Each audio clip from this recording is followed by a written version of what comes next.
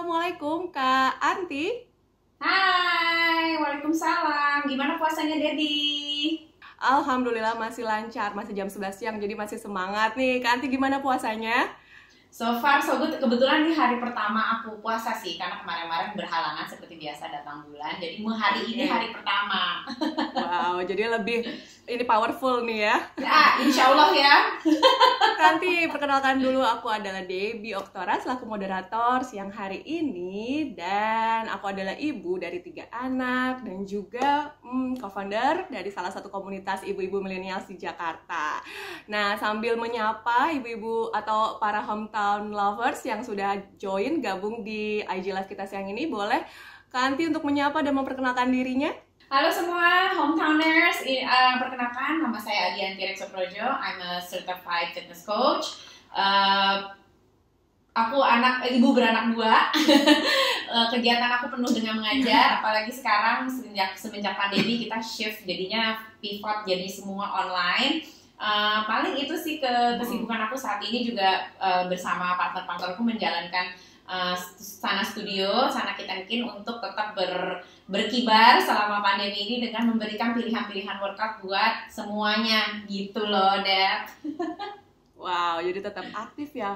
Walaupun pandemi tidak menyurutkan semangat untuk tetap berbagi kebaikan. Oke, Iya. Kandi, kita sekarang hadir di sesi kedua nih dari IG Live Hometown Happy with Hometown Diary seri Healthy Ramadan. Sebelumnya aku mau menjelaskan dulu apa sih acara siang kali ini.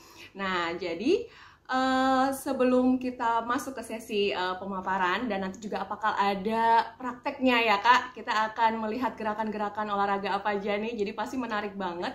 Siang hari ini akan ada praktek langsung dari Kak Anti untuk gerakan olahraga saat puasa. Jadi Kak, langsung nih kita memasuki sesi pertama dari pemaparan workout saat berpuasa.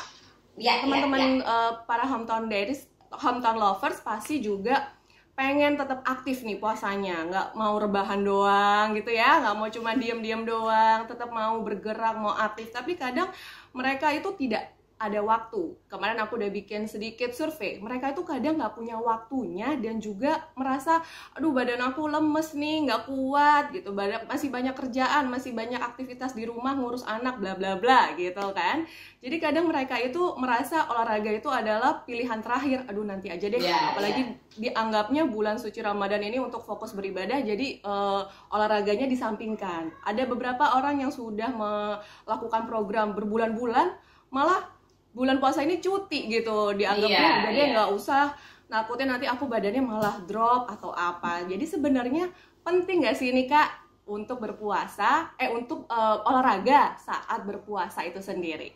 Iya, sebenarnya gini, sayang sekali sih kalau misalnya udah latihan terus, udah invest waktu untuk selalu training gitu kan. Dan memang kebutuhan kita secara individu kan berbeda-beda nih gitu. Mungkin let's say Debbie lebih pingin kebutuhannya memang olahraganya senang lebih ke kardio gitu. Ada orang yang lebih senang mungkin ikut kelas rame-rame. Nah, kadang di bulan puasa tuh stop total. Sedangkan sebenarnya menurut penelitian, ini aku tahu ya, kalau misalnya kita stop 1 bulan aja untuk training, 1 bulan ya, hanya 1 bulan, katanya itu ekivalennya adalah kita bisa kehilangan progres latihan-latihan kita selama 3 bulan. Kebayang nggak? Jadi 1 bulan stop, 3 bulan itu kita kehilangan semuanya gitu, kehilangan progres-progres yang sudah kita bangun bersama selama 3 bulan itu gitu. Jadi sayang sekali kalau misalkan sampai kita harus stop selama sebulan selama bulan puasa, kecuali memang misalkan memang ada kondisi-kondisi khusus gitu yang memang tidak diperbolehkan untuk berolahraga selama puasa. Let's say misalnya dia memang darah rendah gitu kan, kadang memang jadinya mungkin selama pas lagi puasa mungkin harus tidak berpuasa. Nah, ini yang kita harus sama-sama pahami bahwa kalau misalnya lagi berolahraga selama puasa, targetnya adalah untuk melancarkan aliran darah kita supaya melenturkan otot-otot, jantung lebih aktif, dan zat asam atau oksigen lebih banyak terhirup sebagai proses metabolisme tubuh. Jadi kalau misalnya kita stop sama sekali, ya sayang. Atau targetnya misalkan ada yang mau nambahin massa ototnya selama bulan puasa, ya tentu target-target seperti itu mestinya kita bisa dirubah lagi untuk targetnya atau prioritasnya. Nah, prioritasnya tentu kalau misalnya memang hometowners di rumah juga berpuasa, artinya kan memang ibadah. Jadi ibadah dulu yang kita nomor satu in depth gitu. Cuman kan bisa banget loh kita adjust target-target tersebut. Kayak hidup aja gitu kan. Hidup kan kalau misalnya targetnya let's say pingin achieve something gitu, pingin targetnya dapat bulanannya mungkin dapat berapa puluh juta gitu. Tapi kalau ada kondisi kayak pandemi kan, maksudnya target itu mesti kita adjust juga. Ya sama aja, kita juga beradaptasi dengan bulan puasa ini. Nah, mudah sekali sebenarnya. Let's say gini, yang paling mudah nih yang bisa aku kasih supaya hometowners juga lebih mudah mengingatnya. Misalkan durasi, mungkin dari durasi aja deh, durasi atau frekuensi berlatih sebelum kita berpuasa. Nah, jadi yang harus diperhatikan adalah frekuensinya, intensitas olahraganya, dan juga waktunya nih. Kadang ada orang yang lebih suka untuk olahraga di saat perutnya masih kosong, jadi mereka melakukannya deket-deket mau buka. Ada juga, aku nggak ada tenaganya nih kayaknya, aku maunya pas lagi udah makan aja deh, udah buka aja. Nah, kalau Kak Anti, ada rekomendasi nggak sih waktu terbaiknya untuk olahraga itu kapan? Pas lagi puasa. Nah, sebenarnya nih kalau dari yang aku pelajarin gitu ya, ada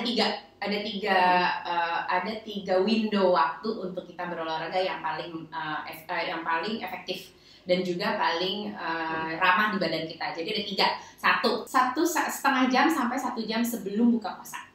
Menurut aku justru itu paling ideal. Tapi itu buat aku ya, everybody's different. Mungkin bisa dibilang di aku enak, mungkin belum tentu di Debbie atau hometowners di rumah juga nyaman gitu. Jadi kan kita mesti coba-coba nih. Emang kan itu selalu trial and error. Kalau kita nggak coba, kita nggak akan pernah tahu kan sebenarnya badan kita tuh pas lagi puasa enaknya olahraganya kapan.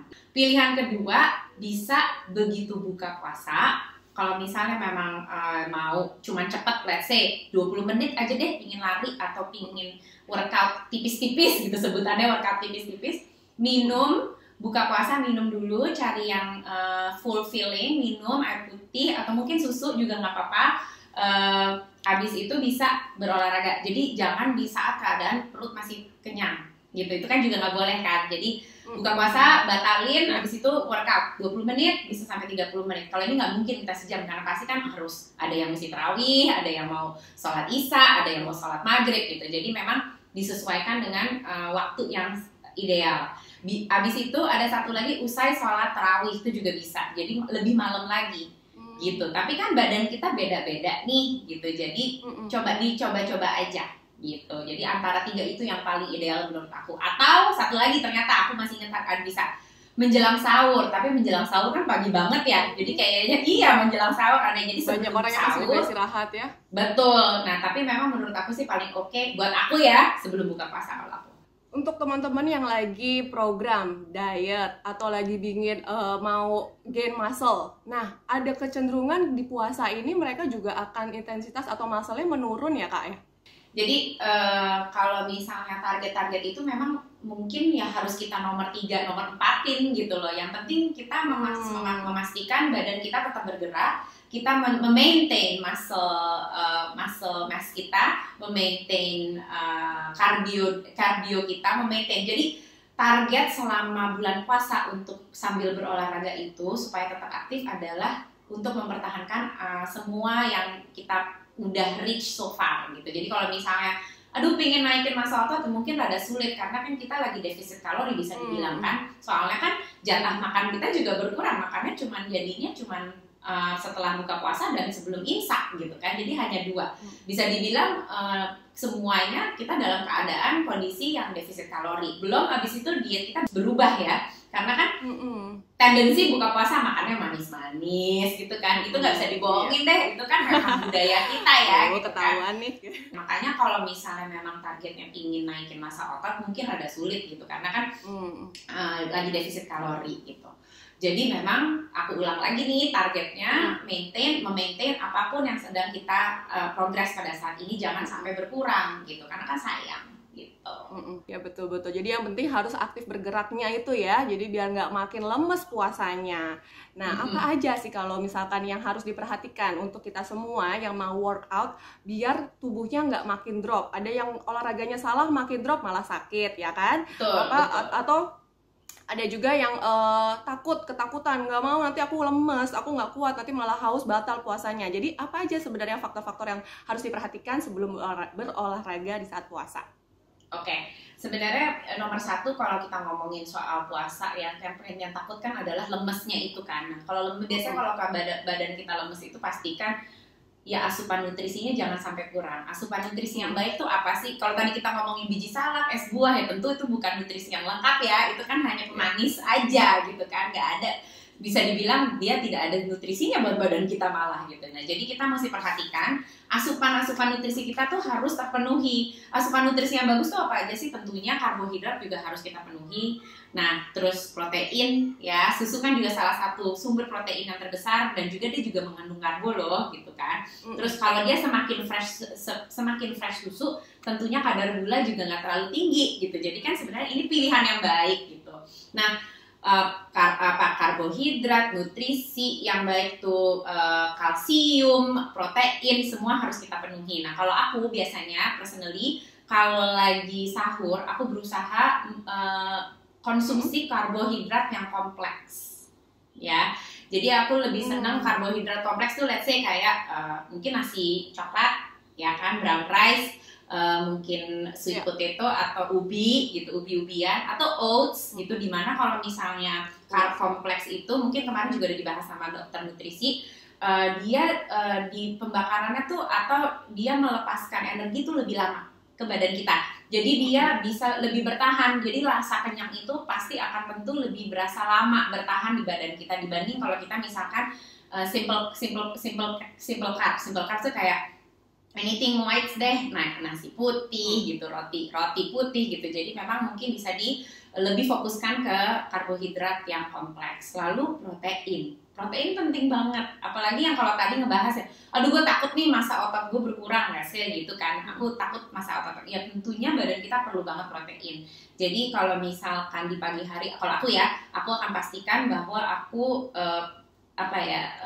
konsumsi protein itu tinggi gitu, karena kan memang kebutuhan badan kita konsumsi proteinnya tinggi ya, apalagi orang Indonesia to be honest, konsumsi protein itu bisa dibilang kurang, kita lebih fokusnya ke karbo sebenarnya gitu. Jadi pastikan protein. Kanti gimana cara menghitung kebutuhan protein per orang itu bagaimana?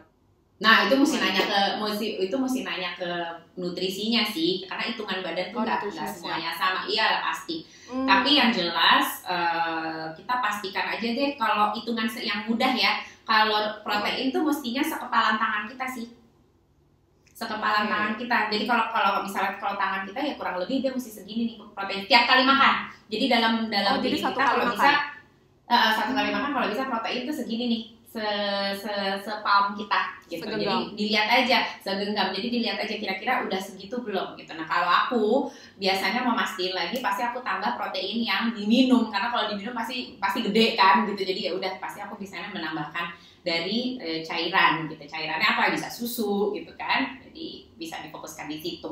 Nah itu penting banget deh, jangan sampai kita kurang asupan nutrisinya, apalagi kalau kita mau tetap aktif. Pokoknya dicek aja, kalau ngerasa lebih lemas, badan yang kurang bertenaga, mungkin buka puasanya terlalu banyak gula, bisa juga kan. Jadi kita mesti pinter-pinter tuh.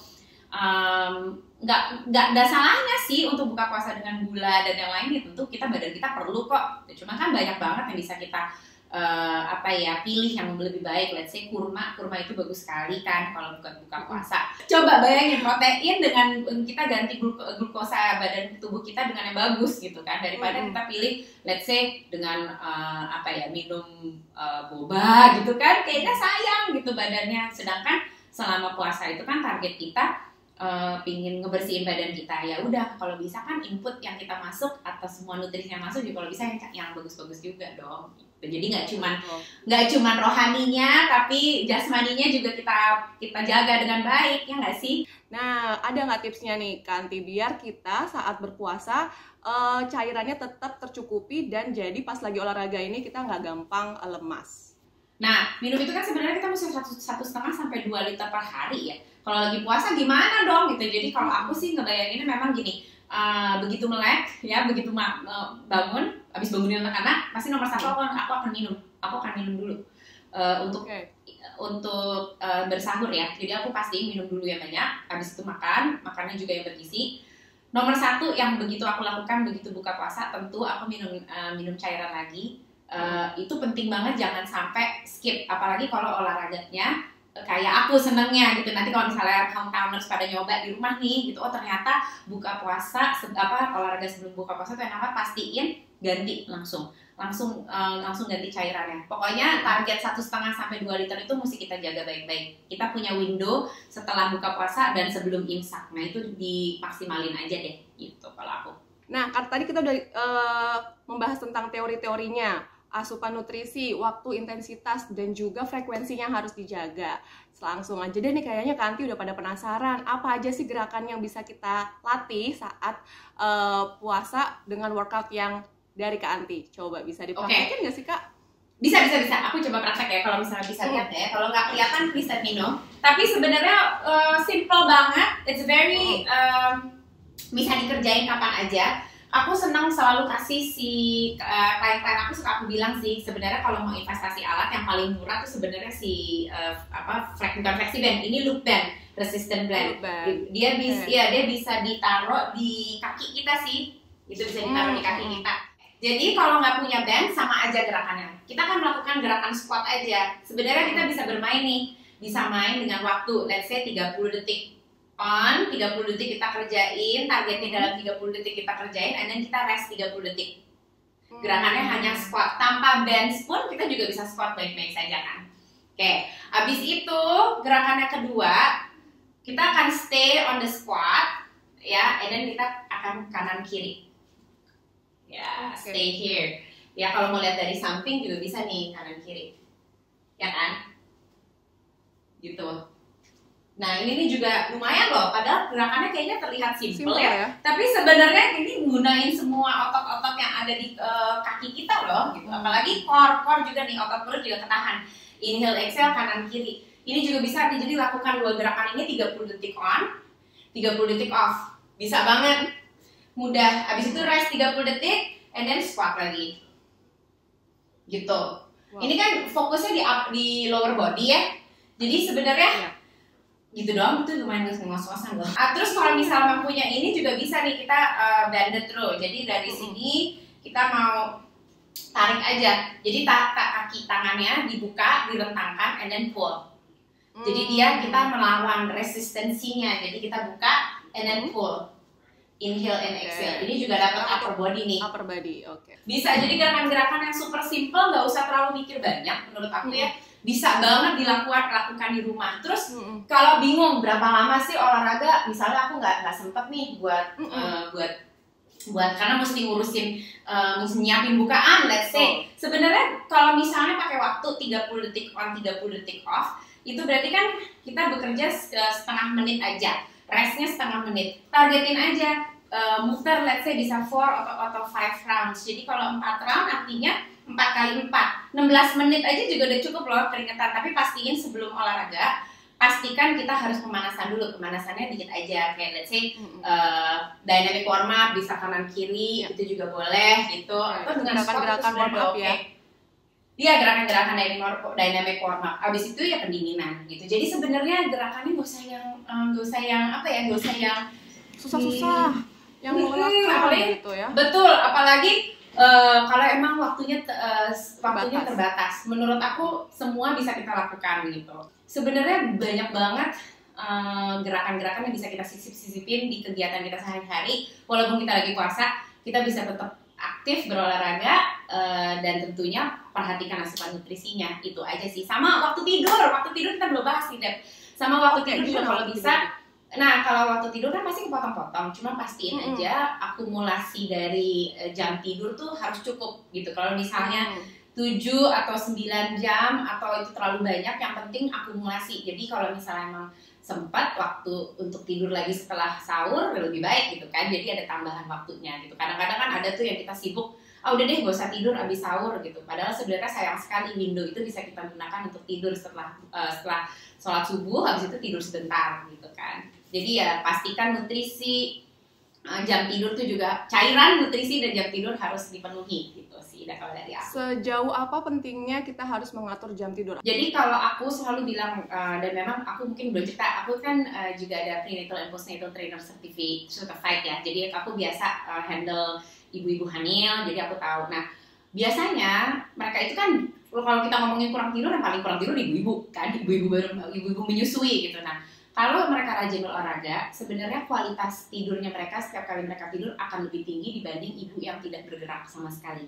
gitu. Jadi selama puasa kalau kita tetap aktif dengan rasio dan intensitas yang disesuaikan tadi yang kita udah bahas 50% atau 40% dari olahraga kita biasanya, seharusnya kualitas tidur kita juga tetap bagus. Jadi walaupun tidurnya kurang-kurang nggak bisa ditambah pun, seharusnya tidurnya juga lebih ya, Kak, ya? Maksimal. Langsung aja kita masuk ke sesi Q&A ya nih Kak. Oke? Boleh. Oke, nah untuk Q&A pertama, Putih, apakah ada tips yang kita tetap bisa workout saat puasa dengan keadaan ada keluhan sakit tulang belakang? Ada nggak workout dengan gerakan khusus? Nah, untuk beberapa orang yang punya masalah tulang, tadi juga ada yang menanyakan untuk kakinya, lututnya, yang knee friendly gitu, gerakannya kayak gimana tuh Putih? Oke. Kalau banyak lower memang mungkin banyak mesti gerakan-gerakan yang bikin kita supaya release the tension on the lower back. Jadi supaya ketegangan di lower backnya nggak terlalu terasa. Ini yang suka aku kasih ya buat ibu hamil itu kan mirip-mirip ya, banyak banget penyakit mereka lower back pain biasanya gitu. Jadi ini yang paling enak nih kalau ada kursi, coba. Ini dari sini nih, aku ngasih tunjuk aja tangan aku langsung bunyi-bunyi. Ini inhale and then exhale up. Pegel kayaknya, kan tadi aku bisa ajar juga sih. Ini inhale and exhale nya enak banget nih, ini juga aman. Kalau nggak ada kursi juga bisa ke tembok sebenarnya, tapi aku kasih lihat ke kursi ya, ini juga enak nih. Jadi ini juga supaya release. Iya, dia nge-release lower back pain. Dan kalau misalnya kita menggunakan nafas yang benar, nafasnya inhale, turun, exhale, naik, menggunakan nafas perut, ini juga pasti core kita bekerja dengan baik. Gitu. Jadi ini gerakan-gerakan olahraga yang bisa dipakai untuk yang ngebantu untuk ngerilis. Nah terus kalau misalnya memang punya masalah dengan dengkul, kalau lakukan gerakan yang squat, misalkan kayak tadi yang aku kasih lihat, bisa pakai ini loh, kayak gak usah squat tapi duduk aja kayak duduk ke kursi, naik lagi berdiri, inhale and exhale. Ini lebih aman juga buat yang punya masalah dengkul untuk lakukan gerakan-gerakan squat ini. Gitu. Jadi menggunakan menggunakan kursi itu bisa membantu banget untuk ngerilis dan melatih supaya betul. Dan sebenarnya mungkin kalau dia ada masalah dengan dengkul, squatnya mungkin kurang tepat. Kalau kita squat itu kan arahkan bokong seolah-olah kayak mau duduk. Jadi ini kita lagi latihan nih, kayak mau duduk and then naik lagi gitu. Banyak orang yang squat soalnya posisinya mungkin dengkulnya dulu yang nekuk, sedangkan yang benar kan squat bokongnya dulu yang turun baru naik ke atas. Sekarang pertanyaan kedua, Mbak Dianti, olahraga ringan apa saja yang bisa dilakukan di rumah bersama istri dan anak umur 5 tahun saat puasa? Oke, kalau anak umur 5 tahun ya, mereka senang sekali berhayal. Jadi aku selalu menyarankan kalau misalnya olahraga bersama anak-anak, let's do a role playing game. Role playing game itu maksudnya kita meniru gerakan-gerakan. Let's say kalau aku suka ngajak Naya tuh coba gerakan pesawat kayak apa, pesawat tangannya dibuka gitu. Jadi gerakan-gerakan ini sebenarnya bisa kita sisipin gitu. Mereka nggak tahu kalau mereka berolahraga gitu. Kalau misalnya atau cara jalannya beruang gimana gitu, atau monyet, atau lompat seperti kelinci atau lompat seperti kanguru gitu. Jadi umur 5 tahun dimana mereka lagi pesat-pesatnya untuk berhayal, jadi engage. Benar, mereka tuh suka banget berpura-pura ya. Jadi suruh ikutin aja gerakan, pasti mereka senang. Nah ini juga seru sih gitu. Jadi kalau misalnya satu keluarga itu bisa diajak, ayo kita coba saling tebak-tebakan. Ini papa jalan kayak apa ya? Ini mama jalan kayak apa ya? Mama ini apa ya? Gitu. Mungkin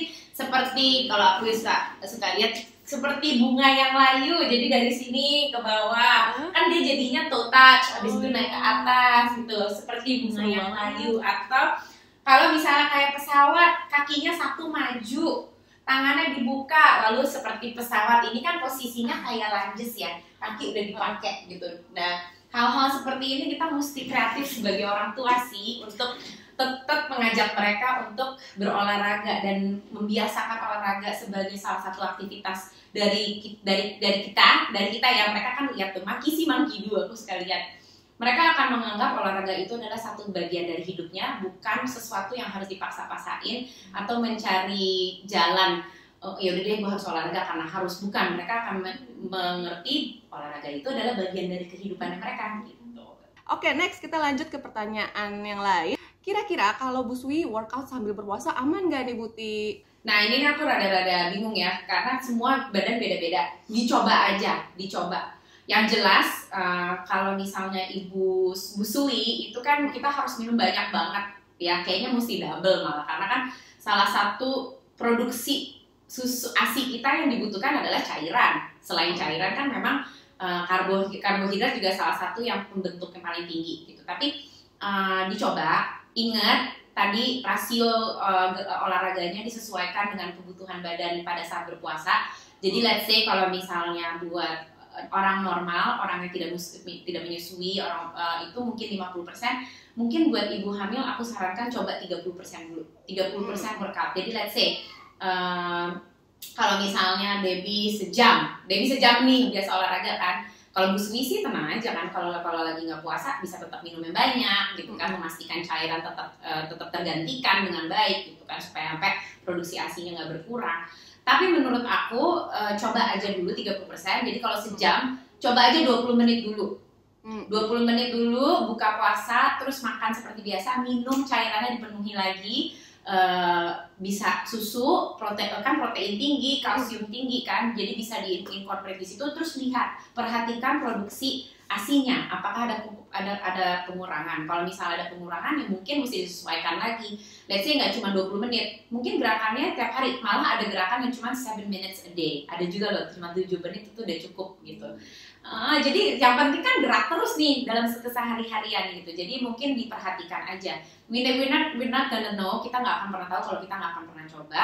Selalu ada trial and error, tapi kita harus selalu mindful dengan apapun targetnya. Let's say kalau misalnya mau busui kan memang tetap targetnya adalah menyusui, mengasihi gitu. Jadi kalau misalnya memang targetnya masih mengasihi, ya sudah pastikan nutrisi lengkap. Nutrisi lengkapnya buat siapa? Buat ibu dan buat bayinya. Jadi apa yang kita makan kalau bisa nomor satu kan nutrisi yang baik. Oke, jadi memang yang diperhatikan pertama adalah fitness level kita dulu ya. Betul. Kalau misalkan sebelumnya jarang berolahraga, jangan langsung workout yang berat, jangan langsung main strength gitu ya. Jadi bisa juga jangan jalan kaki dulu gitu. Betul. Aku baru mau ngomong deh, brisk walk itu gitu ya. Betul, jangan jogging, jogging malah jogging nggak boleh. Aja. Jalan aja, tapi jalan dengan steady state. Jadi maksudnya kecepatannya sama terus, jangan kurang, jangan cepat. Yang penting cari di mana kita masih bisa ngomong tanpa tersengal-sengal. Lalu bisa 20 menit, let's say coba 20 menit dulu. Yang tadi aku maksud bilang 7 menit itu ada workout yang bisa dilakukan 7 menit aja juga udah cukup sebenarnya gitu. Jadi yang penting gerak terus gitu, dan nggak perlu harus selalu targetin, aduh aku pengen zumba sejam, ya tentu mungkin nggak bisa kalau lagi nyusuin dan lagi ASI kan, ya kita sesuaikan aja dengan prioritas kita masing-masing. Kak, langsung nih lanjut ke pertanyaan selanjutnya. Bagusnya minum susu sebelum atau sesudah workout biar manfaat susu dan workoutnya optimal? Iya, kalau aku lebih prefer setelah sih, kalau aku setelah gitu. Karena biar gini, kalau pasti kalau lagi olahraga kan obviously muscle kita, misalkan kita strength training ya, muscle itu kan mengalami ada micro tear karena kita latihan, let's say kita bicep curl, melakukan bicep curl, tentu ada sedikit jaringan-jaringan otot yang sedikit micro tear. Kenapa mereka micro tear? Karena mereka harus berkembang lagi. Nah, mereka butuh asupan nutrisi yang tepat untuk cepat memulihkan micro tear yang terjadi. Micro tear ini normal, bukan berarti injury, bukan, tapi dia adalah memang reaksi dari strengthening, let's say. Jadi memang itu harus segera kita kasih. Nah, yang paling obviously yang paling simple adalah minum susu. Jadi kalau misalnya mau minum susu bisa banget tuh kalau aku lebih prefer setelah olahraga. Oke, last question ya. Kalau kerjain tugas rumah seperti nyuci, ngepel, masak, itu bisa disebut olahraga nggak sih, Kak? Sebenarnya kan gerakan-gerakan dari nyapu gitu kan, terus kita misalnya nyuci kan, ngambil barang dari atas, sebenarnya itu functional training sih. Karena kan gerakan-gerakan ini kita lakukan setiap hari. Bisa dibilang itu bergerak gitu. Cuman kan berapa lama gitu kan? Ada hitungannya nih gitu. Kalau misalnya cuma nyapu 5 aja, nyapunya juga cuma ya 15 menit ya tentu nggak maksimal dengan olahraga gitu. Tapi kalau mau ditanya apakah itu masuk berolahraga, iya tentu itu kan bergerak ya, lakukan functional training. Apa sih sebenarnya pentingnya olahraga ini? Kenapa Kak Anti betul-betul meyakinkan bahwa oke, olahraga itu tetap harus biar badannya nggak lemas, nggak cepet sakit gitu? Ya kalau aku sih pesannya mungkin olahraga itu kan bagian dari apa ya, form of self love kita kan pinginnya juga kita ingin menyayangi tubuh kita, pinginnya tubuh kita kalau bisa terus sehat sampai akhir kita hidup nanti gitu kan. Udah beberapa hal, jadi kalau misalnya tadi kan kita udah ngebahas tuh udah use it or lose it gitu. Use it-nya tuh sebagai apa? Nggak cuman duduk nonton TV gitu kan, ngemil gitu, terus ya stationary aja, diem aja, lebih baik kita bergerak gitu. Kenapa? Karena otot-otot kita, postur kita, muscle kita itu akan mengalami penuaan. Kalau bisa kita tetap bergerak, kita tetap berolahraga untuk menjaga kesehatannya, biar nggak terlalu cepat untuk penuaannya terjadi dalam struktur tubuh kita. Jadi kita harus tetap bergerak, asupan nutrisi harus baik, itu mesti kita perhatikan terus. Paling itu aja sih Deb dari aku, makanya jangan males gerak deh gitu. Kalau untuk ibu yang sedang hamil, bagaimana tuh Kak Anti ininya olahraga? Nah kebetulan itu kalau misalnya ibu hamil, pasti nomor satu aku akan menyarankan mereka untuk konsultasikan dulu ke dokternya, ke dokter obgynnya, apakah mereka kondisinya sesuai untuk mencoba tetap berpuasa, melakukan ibadah ketika sedang mengandung. Karena biasanya kan kondisi ibu hamil ini kan selalu unik ya di masing-masing individu. Jadi aku akan selalu bilang kalau mau puasa pasti tanya dulu dokternya boleh atau enggak. Nah biasanya sih sejauh ini murid-murid aku yang hamil memang kebanyakan nggak puasa ya mereka gitu. Mereka disarankan untuk bayar fidyah aja. Jadi mereka tetap berolahraga seperti biasa gitu. Cuman kalau misalnya mau coba berolahraga, aku sarankan olahraga setelah buka puasa aja. Kita mau pastiin ibunya tetap sehat, nggak lemas. Jadi habis buka puasa aja baru coba jalan gitu. Paling jalan aja sih. Terima kasih untuk teman-teman yang sudah bergabung. Kita sudah sampai di penghujung acara. Terima kasih Kak Anti sudah menyempatkan waktunya untuk bergabung di Ajilas kita kali ini. Oke, kalau gitu saya Debbie Oktora pamit undur diri. Mohon maaf jika ada kesalahan kata-kata dalam penyampaian, dan healthy Ramadan, stay purified during Ramadan with Hometown Diary. Assalamualaikum warahmatullahi wabarakatuh.